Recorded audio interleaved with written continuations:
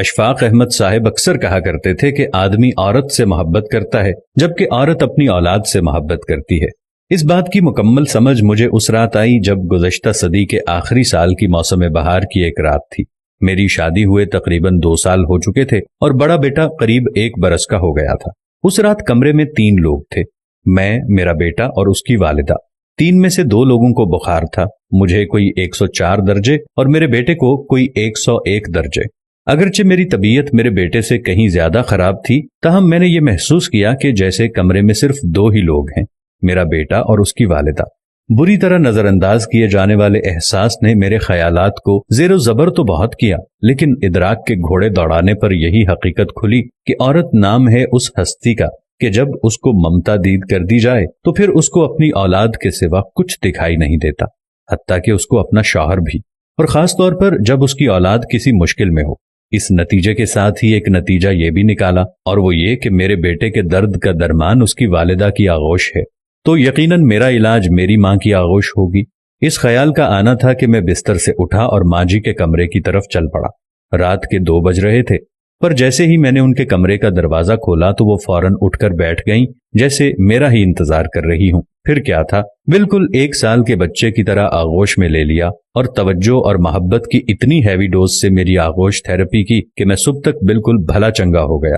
پھر تو جیسے میں نے اصول ہی بنا لیا کہ جب کبھی کسی چھوٹے بڑے مسئلے یا بیماری کا شکار ہوتا تو کسی حکیم یا ڈاکٹر کے پاس جانے کی بجائے سیدھا مرکزی ممتا شفا خانے برائے توجہ اور علاج میں پہنچ جاتا۔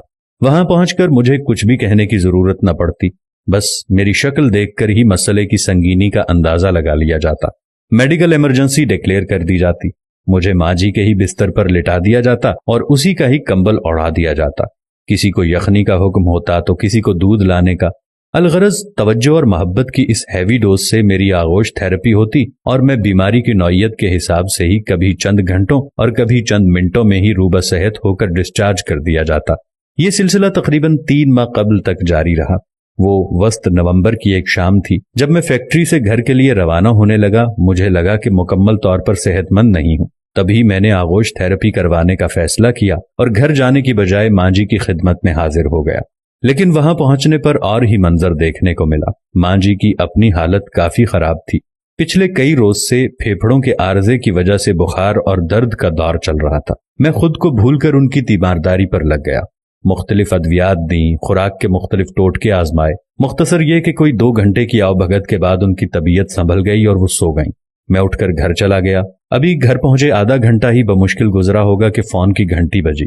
دیکھا تو چھوٹے بھائی کا نمبر تھا۔ 100 طرح کے واہم میں ایک پل میں آ کر گزر گئے۔ ایک جھٹکے سے فون اٹھایا اور فوراً پوچھا، بھائی سب خیریت ہے نا؟ بھائی بولا، سب خیریت ہے۔ وہ اصل میں ماں جی پوچھ رہی ہیں کہ آپ کی طبیعت ناساز تھی، اب کیسی ہے؟ اوہ میرے خدایا! اس روز میرے ذہن میں ماں کی تعریف مکمل ہو گئی تھی۔ ماں وہ ہستی ہے جو اولاد کو تکلیف میں دیکھ کر اپنا دکھ اپنے آپ بھول جاتی ہے۔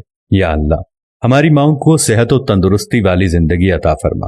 یا اللہ، جو اس ویڈیو کو دیکھ رہا ہے ان سب کی ماؤں کو صحت و تندرستی عطا فرما۔ یا اللہ، جن کی مائیں اس دنیا سے چل بسی ہیں ان کو جنت الفردوس میں اعلیٰ مقام عطا فرما، اور جن کی مائیں زندہ ہیں ہم سب کو ان کی خدمت کرنے کی توفیق عطا فرما۔ آمین ثم آمین۔